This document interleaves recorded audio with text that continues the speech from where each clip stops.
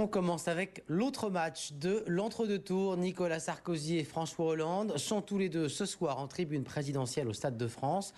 Pour la finale de la Coupe de France, elle se joue entre les amateurs, dont la moitié d'ailleurs vivent quand même du football de Quevilly, et l'Olympique lyonnais. Jean-Marie Bagayoko. Comme des enfants, dans la cour des grands. Par contre, c'est un scandale de jouer avec Vincent. À Clairefontaine, Quevilly, le petit poussé prépare sa finale en s'amusant. Détente et récréation sur la pelouse du Stade de France aussi. Pas question de se laisser impressionner, ni par l'enjeu, ni par la magie des lieux. C'est un stade mythique parce qu'il s'est passé beaucoup de grandes choses ici. Mais il va falloir passer outre tout ça. Jamais un club amateur n'a soulevé la Coupe de France. Ce soir, face aux professionnels de Lyon, Quevilly pourrait changer le cours de l'histoire. Loin d'être favori des pronostics, les Normands se voient favoris des cœurs. C'est l'esprit français aussi, on aime toujours le petit qui va essayer de faire des exploits. Je trouve ça très bien. Ce qu'ils attendent de nous, c'est pas forcément de remporter cette Coupe de France, c'est de montrer d'abord un beau visage et c'est ce qu'on va essayer de faire. Après les éliminations de Rennes et de Marseille, les Lyonnais se méfient encore plus de ces indomptables Quevillais. Même s'ils sont amateurs, c'est une équipe qui a montré de qualité. Avantage Quevilly dans les tribunes ce soir. Au Stade de France, les supporters jaunes et noirs seront 2 fois plus nombreux que leurs adversaires. En pleine campagne présidentielle, Dominique Strauss-Kahn sort du silence. Il relance la thèse du complot dans l'affaire Nafissatou Diallo. Dans le journal britannique The Guardian, il accuse, je cite, ses adversaires politiques d'avoir orchestré les événements qui ont suivi son arrestation à New York. Une interview réalisée, il faut le préciser, par un journaliste qui sort un livre sur cette affaire ce lundi. Nicolas Herbeau. Ce qui s'est passé dans cette fameuse chambre du Sofitel de New York n'est ni un coup monté ni un complot, selon Dominique Strauss-Kahn. Les accusations de l'ancien patron du FMI portent sur les suites de l'affaire, une affaire privée selon lui, transformée en scandale judiciaire et politique. Peut-être ai-je été naïf sur le plan politique, mais je n'ai tout simplement pas cru qu'ils iraient si loin. Je ne pensais pas qu'ils pourraient trouver quelque chose capable de m'arrêter. L'arrêter, dans son ambition présidentielle, DSK pointe ici du doigt ses ennemis politiques, des agents, dit-il, liés à Nicolas Sarkozy. Dans l'entretien donné au journal britannique The Guardian, l'ancien ministre répète avoir été placé sous surveillance par les services secrets français. Le 14 mai 2011, ses adversaires politiques auraient même intercepté des appels téléphoniques afin de s'assurer que Nafissatou Diallo irait bien porter plainte. Il y a plus que des coïncidences. Après 11 mois d'enquête, Dominique Strauss-Kahn en est à présent certain.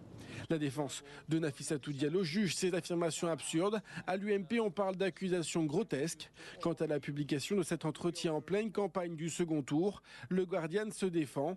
L'interview était trop intéressante pour ne pas être publiée. Et réaction à cette sortie de DSK à l'UMP par la voix de la porte-parole de Nicolas Sarkozy, Nathalie Kosciusko-Morizet. Elle parle au micro d'Éric Bourbotte. François Hollande vient de trouver un nouveau témoin de moralité. Il avait déjà Jean-Luc Mélenchon qui soutient que Fidel Castro est un grand démocrate. Il avait Zapatero, Papandréou qui ont mis chacun leur pays, l'Espagne, la Grèce en situation de faillite. Et maintenant, il a Dominique Strauss-Kahn qui est mis en examen pour proxénétisme aggravé. Bravo François Hollande. Une information dans la campagne présidentielle, c'est l'équipe de Nicolas Sarkozy qui a écrit au CSA pour que les prises de position de la CGT, de l'UNEF et d'autres syndicats qui appellent à voter contre le candidat UMP soient décomptées du temps de parole de François Hollande. Et puis d'autres lettres, celle de Nicolas Sarkozy et François Hollande à François Bayrou pour séduire ceux qui ont voté en faveur du candidat du MoDem. Le candidat UMP souligne les points de convergence de leur programme et notamment le chiffrage, dit-il, précis et rigoureux. Quant à François Hollande, il met en avant également son sérieux budgétaire. François Bayrou a annoncé qu'il tranchera après le débat d'entre-deux tours. L'écologie n'a pas totalement disparu du débat politique. Appel à manifester dans 22 villes aujourd'hui par Greenpeace. Greenpeace qui veut des réponses sur le nucléaire et dénonce, je cite, l'égale irresponsabilité des deux prétendants à la présidence face au risque que représente cette énergie. Écoutez la porte-parole de l'association.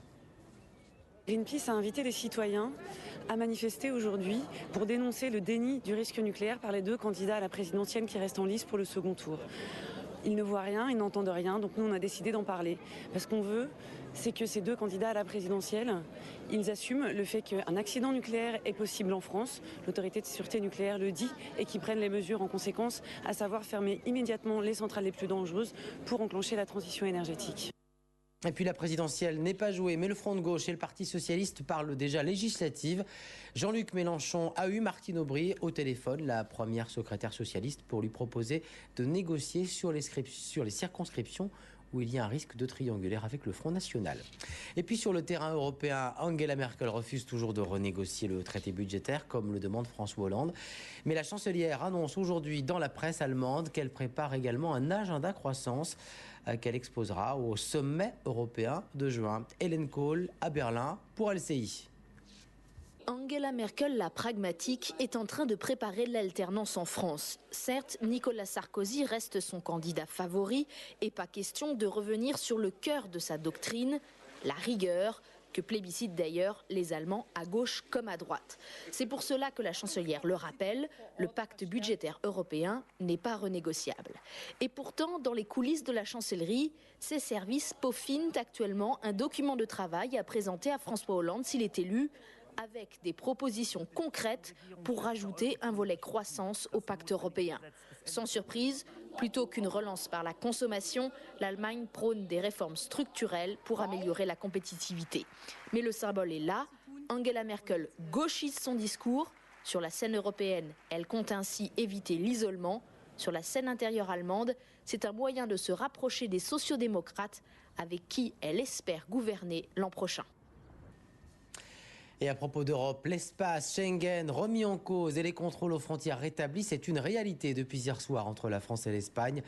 Rétablissement temporaire pour éviter l'afflux de manifestants étrangers à l'occasion du sommet de la Banque Centrale Européenne. Il se tient mercredi à Barcelone. 4500 policiers sont mobilisés dans la ville sur fond évidemment de crise économique chez nos voisins ibériques. Le dissident chinois Chen Guangchang est sous protection américaine. Voilà qui va tendre les relations entre les deux pays à quelques jours d'une visite d'Hillary Clinton à Pékin. Un camouflet pour la Chine puisque cet avocat aveugle, opposant à la politique de l'enfant unique, a trompé les policiers qui le surveillaient à son domicile où il était en résidence surveillée depuis fin 2010. Lilia Bousfoul. Il a réussi à déjouer la garde de plusieurs dizaines d'hommes. Pour parvenir à s'enfuir, Chen Guangchen était assigné à résidence depuis 1 an et demi pour avoir dénoncé les stérilisations forcées et les avortements tardifs imposés aux femmes de sa province dans la Chine de l'enfant unique. Ce juriste aveugle, autodidacte, surnommé l'avocat aux pieds nus, a réussi à faire parvenir des images via Internet. Il y interpelle directement le Premier ministre chinois. 不法的行为，很多人都不解，究竟是地方党委干部违法乱纪、胡作非为。